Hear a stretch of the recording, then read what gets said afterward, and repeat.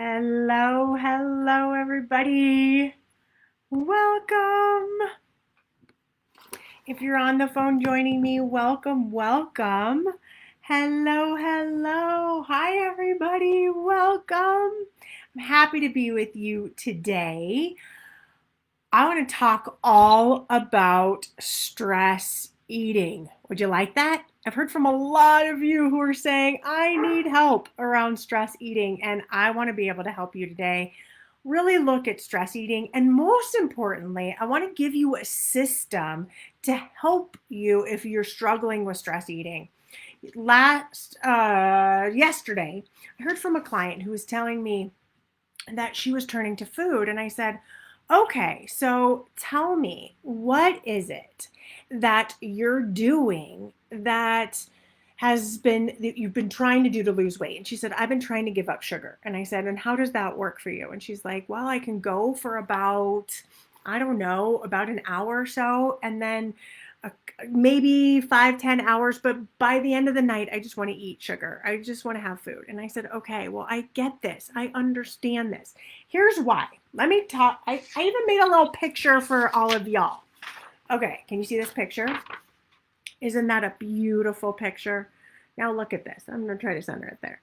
So if you have food on the top, like if you're having food, and if food for you is used for comfort, if it's used for nourishment, if it's used for numbing out or stress release, and then all of a sudden you go on a diet and you take one of these legs away, all of a sudden you don't have sugar.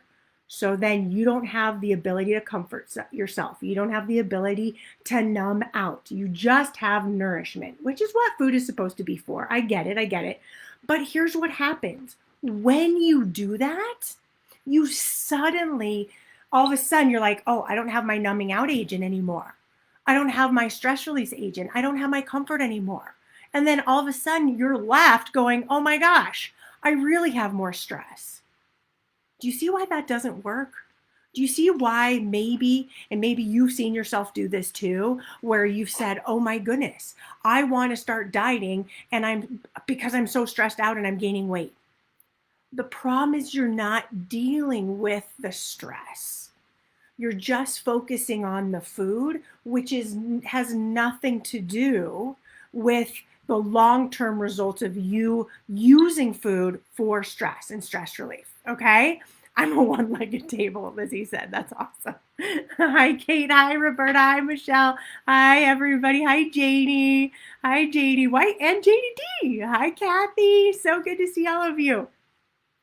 So do you see that we do that? Well, think like, okay, I need to get, and think of like that, a stool as being with these three legs and they support each other, right? And when we take away food or whole food groups, and they've in the past been comforting and nurturing and loving and numbing to us, all of a sudden we feel a little unstable, okay? And I have a different approach because that approach typically doesn't work. Then we go binging on sugar, or then we go turning to sugar, and then we beat ourselves up saying, well, I'm broken. I was going to get rid of sugar. What is wrong with me? Why can't I stop eating sugar? What's the problem? Because the problem isn't just about sugar. It's about your stress. And if you've been turning to stress eating, or eating because you're stressed, then you're going to love this approach. And I really wanted to tackle it from the perspective of me, of how I deal and navigate through this process. And I want to give you these 4 tips and 4 strategies today. Okay, so let's go through them one by one. The first thing that when I realized, okay, I'm going to have 2 kids at home for this first quarter. They just told us yesterday that there's not going to be busing after that first quarter, which I have 2 kids that go to 2 different schools, and they go in opposite directions, and they start at the exact same time. Okay, how is that going to happen? Not sure. Stress, right? You start to feel the stress build. So the first thing that I do, and I want you to write this down, I start to look at what is going on with me and my stress. What's actually happening? And I just start writing it all down. Okay? I start writing my stress down. And so when you get clear, so you can do that now. If you're stressed out, just start writing all the things that are stressing you out right now. What is it? Then I look at the facts. Okay, as part of this first step, I look at the facts without emotion. So here's what I did. I wrote down, I've got 2 kids who go to 2 very good schools. My daughter's self-motivated and navigates school independently. My son needs a little more help. He needs a little more support. He needs some help directing schoolwork. Okay, so I just wrote the facts. But beyond that, I didn't even get to the bus stuff yet. I didn't get to the bus stuff because I don't know in 3 months what's going to be happening with busing, okay? I'm just talking about right now because in the next couple of weeks, we're starting school. Morning, Lee. Good to see you. So I just look at my stress without the emotion. This is important, everybody. I look at the facts because I know I put a lot of emotion into and I'm worried about their education and I'm worried about this and I'm worried and what if this happens and that, right? I just look at the facts. From looking at the facts, I now want to look at my thoughts about the facts. Okay, I want to give him support, but I run a business. I feel guilty because I prefer running the business than giving my kids the support. Like I'm better at my business and my work. That's why I chose this career versus being a teacher.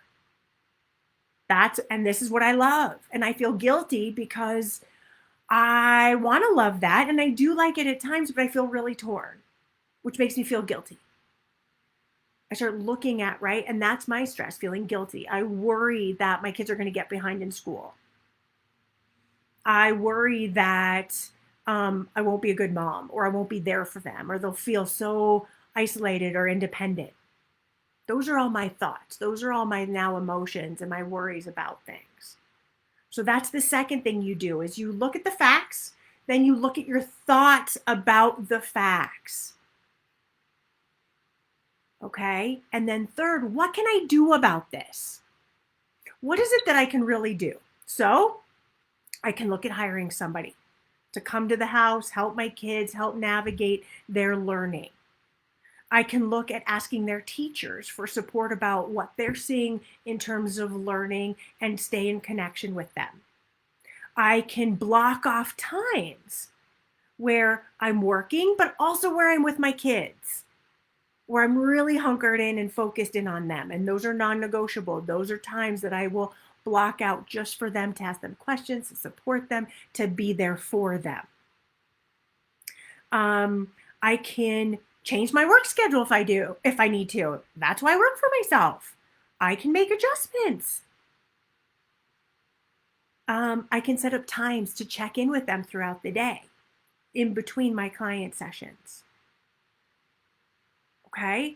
I can make sure that technology is put away at a certain time at 7:30, let's say, and that I'm going in at 7:30 and reading with my son and making sure I'm hearing him read and making sure I know how he's getting that practice. And we're enjoying books together and having so much fun having that time together. Okay, so as I start even just saying this, what I notice as you start looking at what you can actually do, that's realistic and options. I'm just laying out options here. What I start to do is feel the relaxation happen inside my body. So little by little, it's like, that air, think of your stress like a big fat air balloon. And you're holding all these emotions inside of this balloon and all these thoughts and all this stress.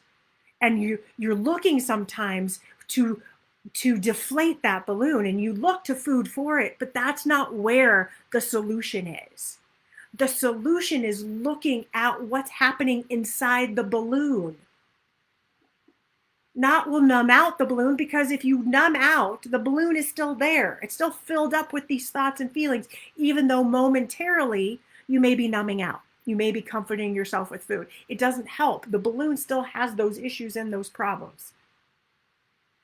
And for some of you, you're really good at numbing out. For me, I'm really good at numbing out and avoiding my issues and just being like, yeah, I'll deal with it. I'll deal with it instead of facing it. And I deal with it, and not facing it is what gets me in trouble. And then I'll go turning to food as a way to continue to avoid it and not think about it. Can any of you relate to that? Can you relate to the numbing out or the comfort eating or turning your eye away from what is actually happening because you're fearful that, I don't know, I'm fearful of like, oh my God, the stress is so overwhelming. But it's actually not.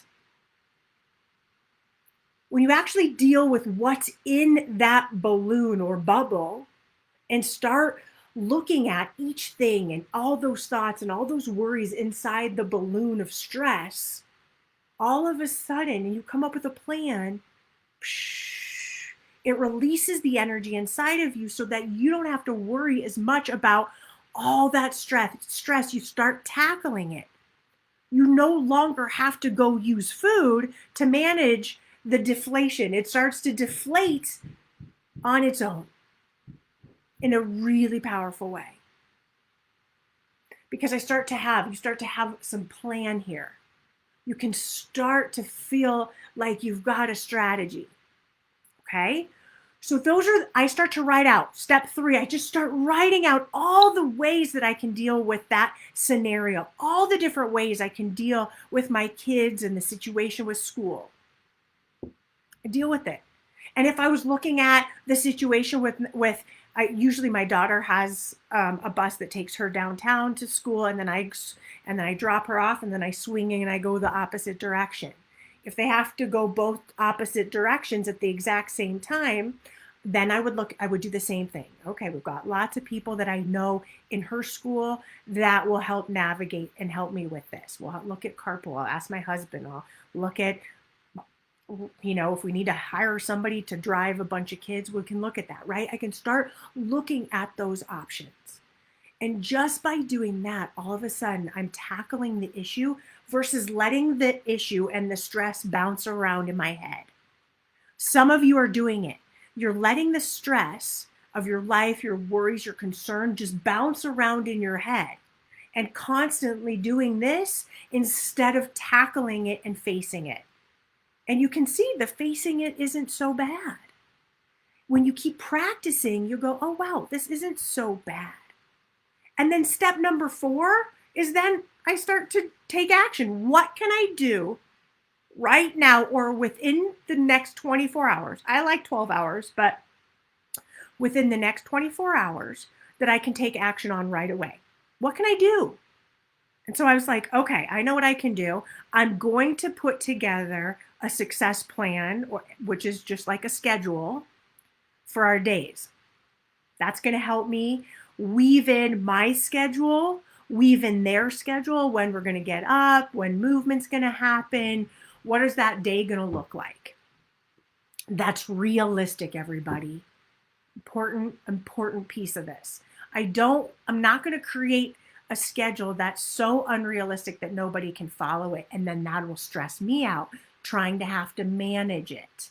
That's an important piece of this. Whatever you put together and create and take action on, it shouldn't add more stress. It should release the stress. It should deflate the stress balloon so that you have a plan. So for me, it's like, I'll just give myself a rough outline and I'll start to look at what that will look like from a scheduling standpoint. My schedule, their schedule, when do we need to wake up? When do they start school? I'll start to rough it out because, again, I'm not exactly sure how it's all going to play out, how much instruction, live instruction they're getting versus instruction I'm going to need to do with them. Just don't have that information yet. So for me to stress out about it doesn't make a lot of sense. But if I can start putting some loose ends together, then I can start to come up with a plan. And I know some of you are really stressed out about your kids going back to school and you're finding yourself eating. Or you're a teacher and you're really stressed about having to teach and you're finding yourself eating. What can you do to start releasing that stress inside of you and addressing it? it comes down to that number 4, which releases a lot of that stress, which is I'm going to come up with a plan.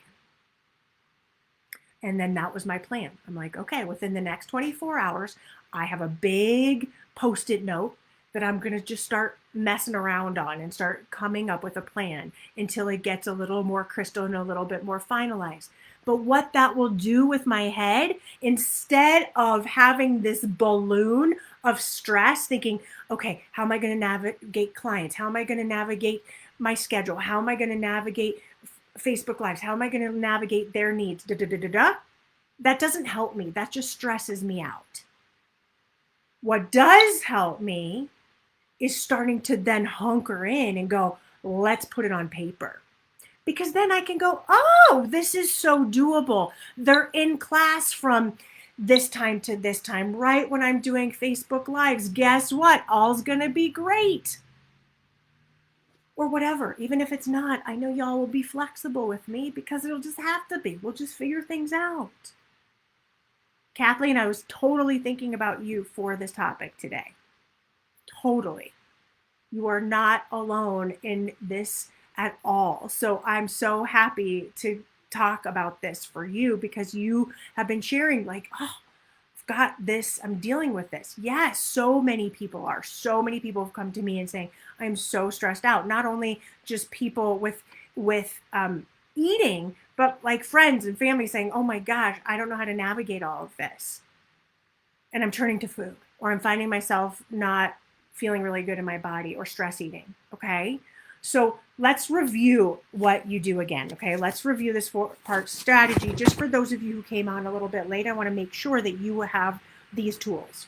The first thing that I do is I look at the scenario and the situation that's keeping me stressed, like that's adding to my stress. And I look at it and then I take out the emotions, the feeling, the I think, it's all just facts. I just get to the facts. Then when I look at the facts, the second thing I do is I wrote down, okay, what are my thoughts about the facts? What are my worries? What are my concerns? What's bouncing around in my head? Let me get it out so that it no longer has an opportunity to keep bouncing there. All of a sudden, I'm like, okay, I'm starting to see my stress go down a little bit just by doing that. Then number 3, I look at, okay, what can I do about this? What are some things that I can do to start solving this? You know, I talked to you all about being solution-oriented. Those of you who've lost 40, 60, 80, 100 pounds, I know you have become masterful at being solution-oriented. Because that's what it takes to lose weight. That's what it takes to deal with stress. That's what it's going to take for you to get a slimmer body, is you've got to get solution-oriented. So when it comes to stress, it's the same way. What are some things that I can do? But if you're just letting it bounce in here, in your head, in your mind constantly, you're not getting solution-oriented. Or you may come up with a solution, but you don't remember it. How often do we do that? Like, okay, maybe I should do this, maybe I should do that. But then you don't take action on it because you forget about it. That's why I write it down. Get it out of me. What an amazing strategy to do every single morning, everybody. Looking at your vision. And if you haven't taken the free course, take the free course. Get clear of your vision of who you want to be in this world with your body and your weight. And then you can look at, okay, is there anything that's blocking me, anything that's stressing me out that I need to focus on today, that I want to focus on, that I need to get out of my body? And then I'm like, what can I do right now or today to start taking action on this particular area?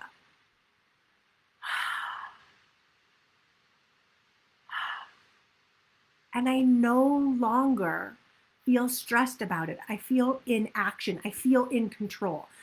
So many of you are eating and stress eating because you feel out of control. Can you relate to that? And I'm going to tell you, if your control comes from, like, control is sort of this illusion, but when you start putting things to paper, when you start writing your to-do list, when you start looking at things realistically of what you actually can do so that it doesn't overly stress you out and create more stress eating, and more tasks. Like, do you see how I came up with one thing? I didn't say, okay, today I'm going to create a list, then I'm going to find a hot tutor, then I'm going to do. No, that would stress me out. I'd be back to eating.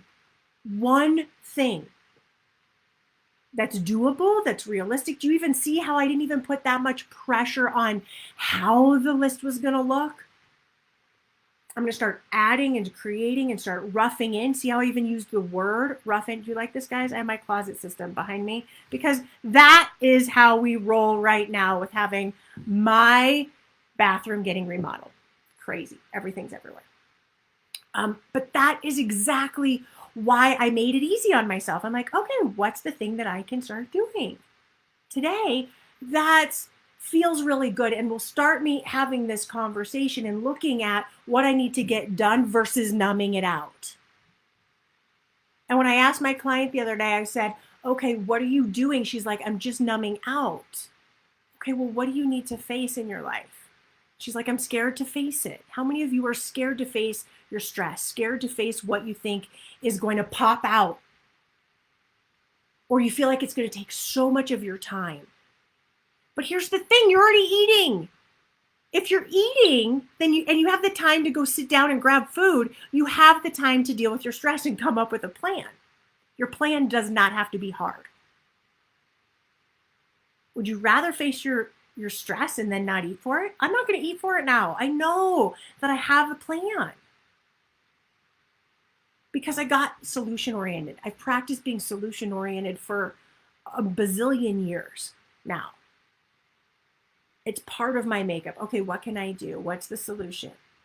But when I'm hanging out and I feel like I have too many things going on and I'm bouncing like this, then I start getting short with my kids. I start getting short with my husband. I start getting mad at myself and I start turning to food. All not effective.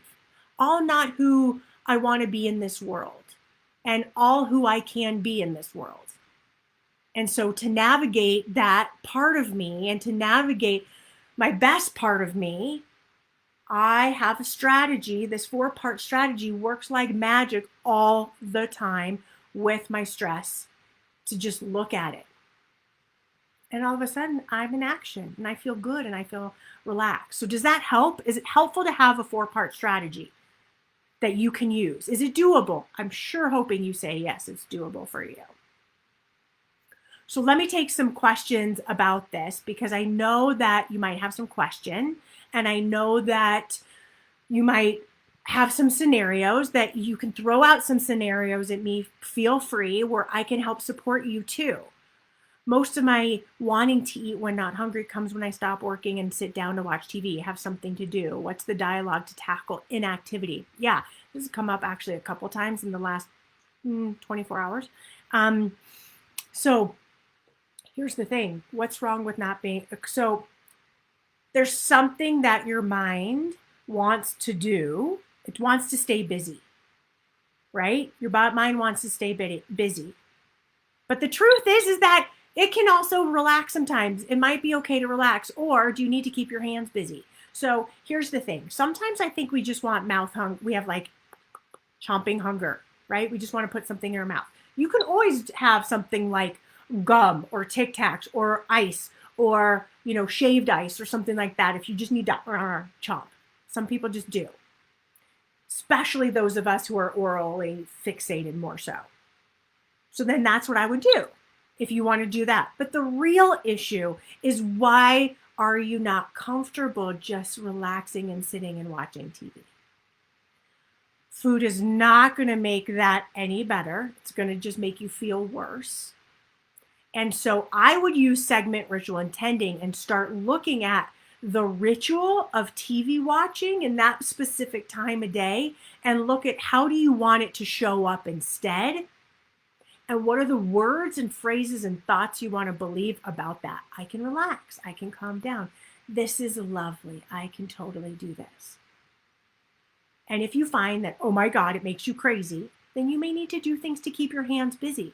I have some clients who've done beautifully well with grabbing a coloring book and coloring or doodling Or, my mom is great at this. Like, she's kind of like that. Like, she doesn't ever want to sit still.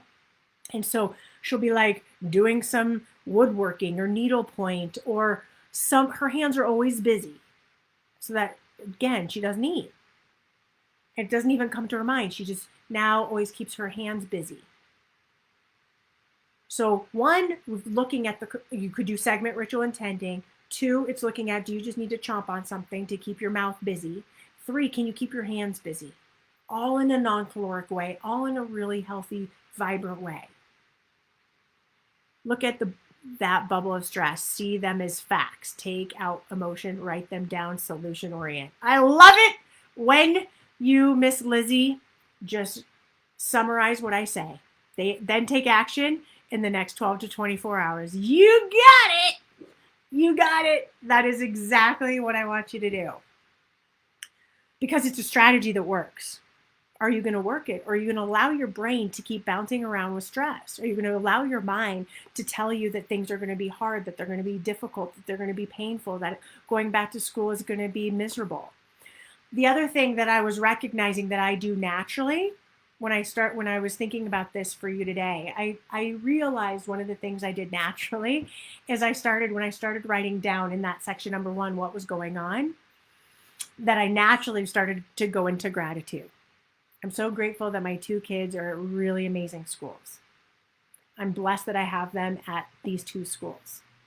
I trust that they're in schools that are really helpful, that will help me help them. So bringing in the gratitude all of a sudden too for me made it go, okay, listen, here's what I'm grateful for too. Right? And it also dropped that stress down. Just naturally, I tend to be a pretty grateful person. So that could be an element too, where you're looking at your stress and you're like, okay, what is this teaching me? Or what am I grateful for?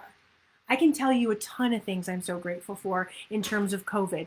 Obviously, I am not ever happy about anybody whose lives have been touched by COVID or sick or been hurt. That is not what I'm talking about. What I'm talking about is, you know what? I have a niece and nephew who come over all the time who are across the street that I know more. My kids have a really, really tight relationship with them. They've always been close, but we've had all this time, so we're so much closer. I'm grateful that I've had all this extra time to be able to work and connect to you and get to know all of you. There's so many things that I'm grateful for that I want you to also hold in your heart too when it comes to stress. Is there something about this situation that you can have gratitude for? So it spins the situation from stress to, okay, I've got this. Also, when you are stressed out, it may be beneficial to say to yourself, I can do this. I've got this. I got this. I use my breath a lot in terms of managing my stress. Like right now, I know my son is not where he should be. He's supposed to be in a class that I'm paying for him to be at, and he's not there. He's in his room right now. And so for me, I'll look at things like, okay, let me get grounded before we have a discussion in a little bit here. And I'll have to talk to him about what my expectations are for him. You're grateful for that little monkey or sloth in on your cabinet. You're hilarious. So my kids are very close. Hello, sloth. My kids are very close. And so my daughter went to the zoo the other day and she bought that for my son. Very sweet. Very, very cute. So I hope this really helps you. What I would like to see in the comment section, what are you stressed about? How are you dealing with it? And do you need help, guys? Where do you need help? What can I support you around? What are your thoughts that are not supporting you to have the life, the body, the results for this stress that you need support around? I'm going to repeat the 4-part strategy, okay? Because it's so important. And I'll put it on the podcast and I'll have it written out for you as well, okay? 1, look at the facts without emotion. Look at your thoughts about those facts and write them out. What can you do about it? What can you do to get in solution-oriented mode? What can you do what can you do now and within the next 24 hours? I particularly like like 13 hours because that's usually when we're awake. What can we do to take action on it? That's it. That's all you have to do. But to let those thoughts bounce around, to let the frustration in your life hang out in your head is not where you're going to solve this at all. It just doesn't solve it to let it bounce around in your head. And you know this because you know when you're bouncing around and you haven't come up with a solution. See, resistance is and pain in life here. I think that pain in life comes down to you having a thought and you're not where you want to be. Okay, like the pain of weight. You want to be this weight and you're not there yet, and so that's where there's cognitive dissonance, where you have this thought: I want to be 135 pounds. I'm 180 pounds right now. How do I get there? I'm in pain because this is what I really want. But when we start being that person who you really want, when you start looking at the thoughts and the beliefs and the actions and you get it down on paper and you take solution action and you start to really start taking little steps that are realistic, all of a sudden you don't have as much cognitive dissonance. You start moving the scale or the measurement, or your results start moving to where you want to move them to. But if you allow them to constantly swirl in your head without ever looking at them, without ever doing the mind work, then you're going to keep struggling. The mind work is what we do in the inner circle. That is absolutely what we do. We look at our thoughts. We look at our beliefs. We look at what's not working for ourselves, and we get stronger and stronger and stronger at managing and mastering the thoughts and the beliefs that have been having us turn to food. Because the food is not the issue, right? It's the overeating. It's the binging. It's the turning to food when we want something. It's not a hamburger that makes us fat. It's the hamburger and the fries and the soft drink and the grilled cheese after that. And it's the overeating and wanting to numb out that makes us fat, that makes us gain weight, that makes us struggle. That's what happens. And that is because you have a mismanaged mind. When your mindset is working for you and your thoughts are working for you and you have beliefs that support you, then you go, whoa, wait a second. I no longer, because I believe in myself, because I like myself, because I love showing up for myself, because I have tools to manage my mind, I no longer have to turn to food. I no longer say I'm bored at night and then go turn to food. I no longer say food is going to satisfy my emotional needs because I know it no longer does. And so instead I deal with my emotions. Okay? Awesomely awesome. Kathleen, you said, awesome, Marna. I've been overwhelmed with COVID kids, school plans, and going back to work. You're right. The food is not going to solve the problem. It's the plan. Even just having a plan eases the anxiety. Yes. But it's so funny how we often avoid it. Like, this is not obviously miraculous, like in like, oh, I've never heard of a plan before, right? I know you have, but here's the strategy. I'm giving you on a plate the strategy to deal with your stress eating. I'm telling you because I know. For me, I'm a stress eater. I'm an emotional eater. And so I have tools that help me. And this is a biggie. Looking at my mind, looking at what's bouncing around in there. And if you're committed to that journey of just, okay, I'm just going to tap right in there and figure out what's going on in there, then it's just this beautiful process of exploration. Not being judgmental. Remember, curious over, what is it? You should all know this. Curious over. I want to see if somebody typed that in there. Curious over what? Critical. Awesome. Yeah, it's being curious over being critical. Get curious about what's happening in your mind. Get curious about what it is that you can do to solve your stress. But you've got to believe that you can solve your stress. You've got to believe that you can actually take the time and do what's necessary to solve the stress. Eating doesn't. It just makes you bigger, and then you feel worse about yourself, and then you don't want to face life. I want you facing life head on. And managing stress is a big part of facing your stress, of facing life head on. So today, we're going to use the 4-part strategy if you find yourself stressed out. If you find yourself in pain, if you find yourself struggling, we're going to use this 4-part strategy.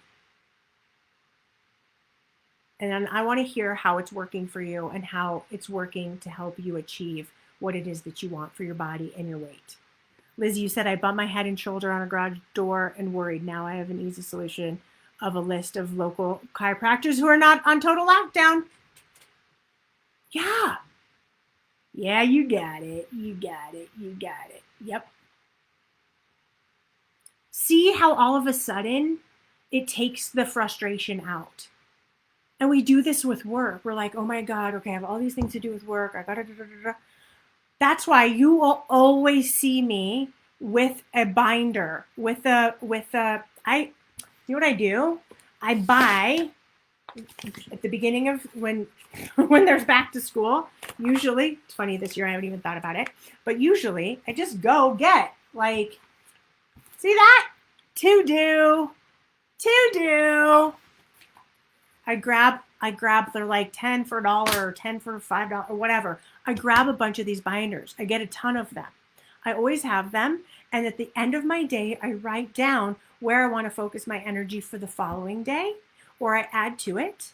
Check. It just releases a lot of stress. And that's why I'm able to get so much done, because I time block, I put it in my calendar, and I know where I want to focus. But I also know that I'm a workaholic. And I will work and work and work like a dog for all of you because I love it so much. And I also have to watch that I don't work so much that I ignore my husband and my kids and everybody else and my life and social and all of that, because I just would love to work for all y'all. I love to coach you. I want to help you. I want to make things happen for you. I love that. So I have to balance it. I have to look at, okay, done. Got to stop at 5 o'clock. Got to stop at 3 o'clock or whatever it might be. Okay? So use this 4-part strategy. Enjoy it. Take action on it. It's going to be nothing unless you actually do it. So if you combine this 4-part strategy, and those of you who are new to me or who haven't taken the free course, those of you who are in the 30-day challenge, do not take the free course. You've probably already done it. Those of you in my inner circle, do not take the free course. You've probably already done it. This is not for you. You already know this material. But for those of you who are new to me, new to this work, new to the mindset work of weight loss and the power of setting up your mind in a very specific way to lose weight, then take the free course. It'll go through 3 videos to set your mind up and create your vision for your body and for your weight. You do this in combination with any stress you're having, you're going to have a really good week. It's going to be a great week. Okay? All right, everybody. Have yourself a wonderful, wonderful, wonderful rest of the day. Sending you so much love. Use the strategy. Don't let your head bounce around with stress constantly. Start putting this down on paper and get a strategy and use it, okay? Use the strategy so that you can see better, faster results for your body. All right, no more stress eating, all right? All right, bye everybody.